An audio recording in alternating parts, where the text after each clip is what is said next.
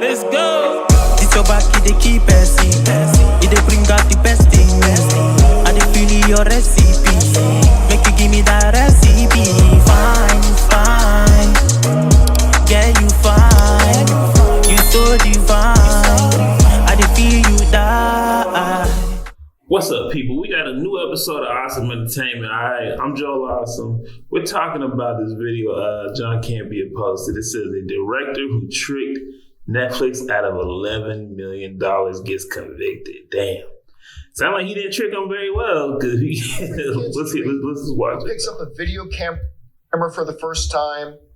Maybe it was when they were younger. Maybe they're a little bit, middle-aged right now, and there was like a Super 8 camera, a VHS camera, a mini DVD camera. Maybe it's somebody who's a bit younger. The first time they picked up their iPhone and hit record and started shooting a little movie.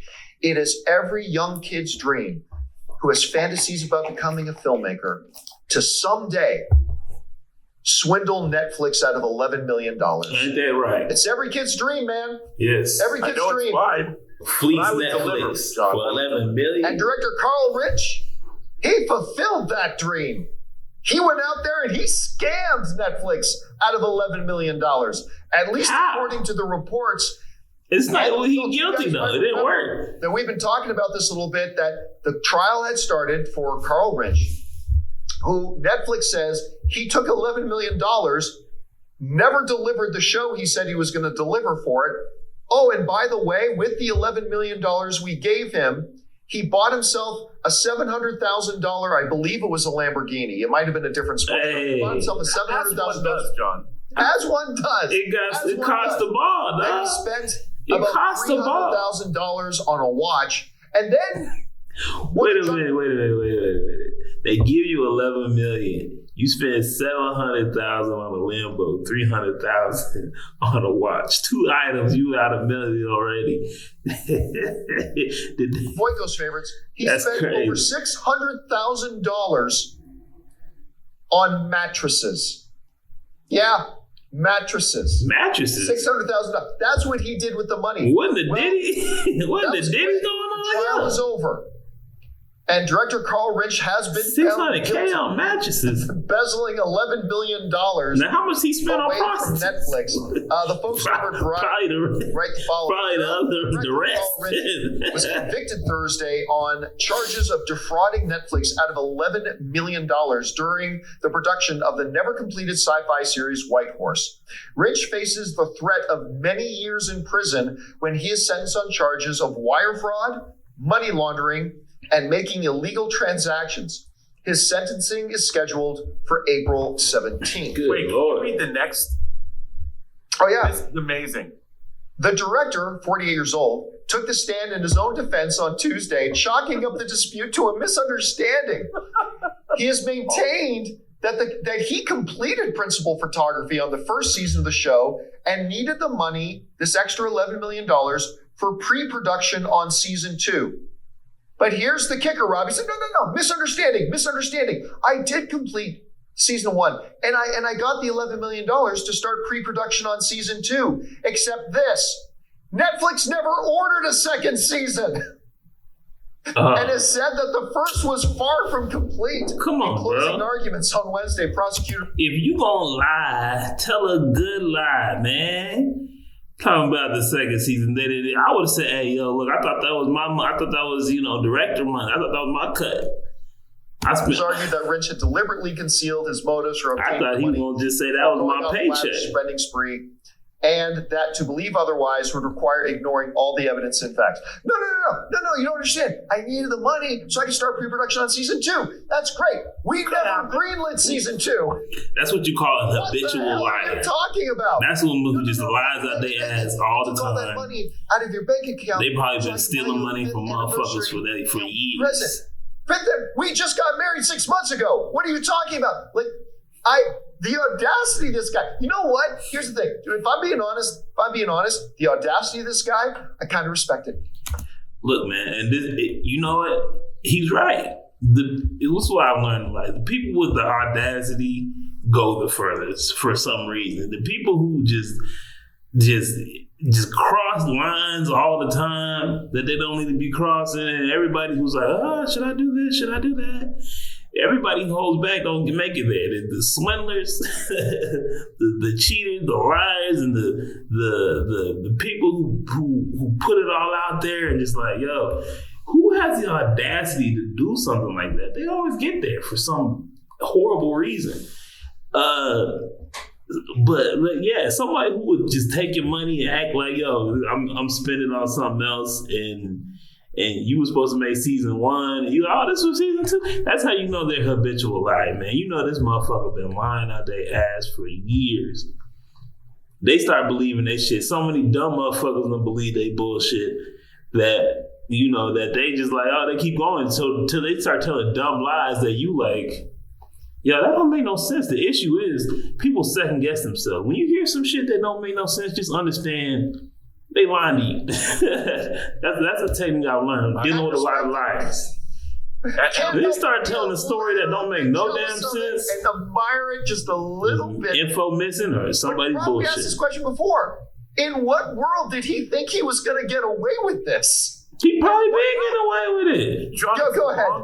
It's the long con. He's just waiting to sell his story to another producer to make the Netflix docudrama series about this whole sordid affair. Hey, I really appreciate people it. at chess, if that's the what case. He's doing. If that's the way he gets Chess, not chess.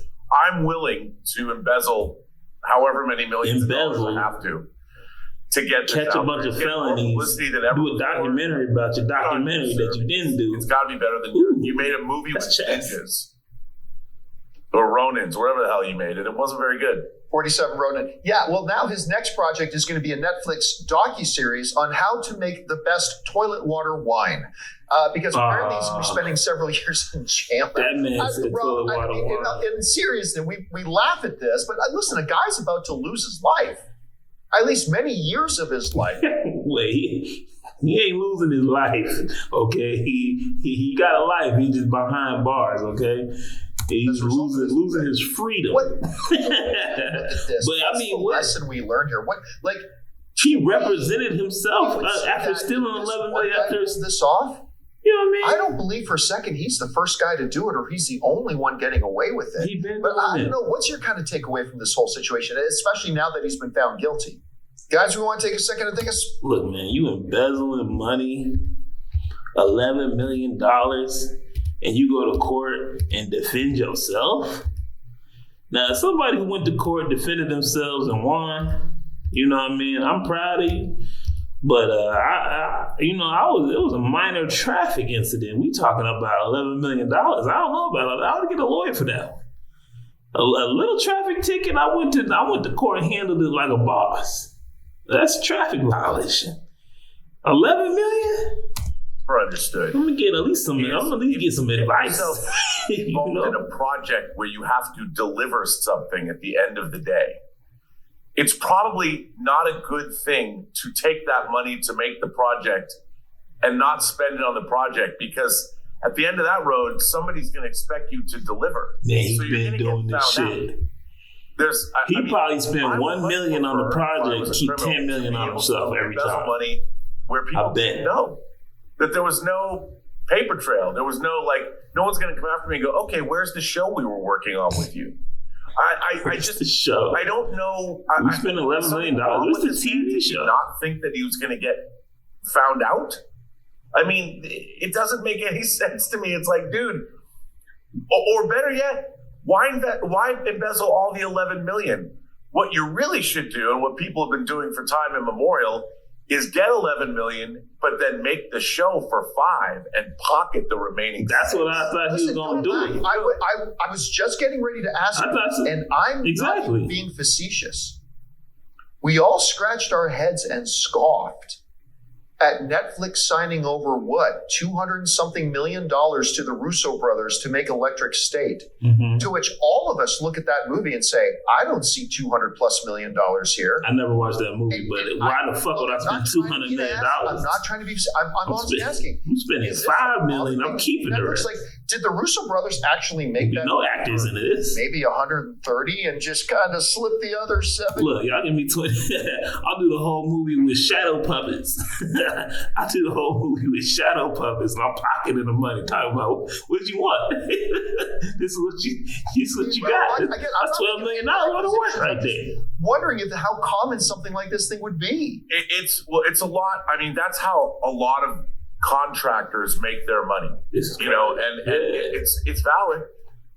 For instance, like let's say you might be making behind the scenes documentaries in foreign countries for studios.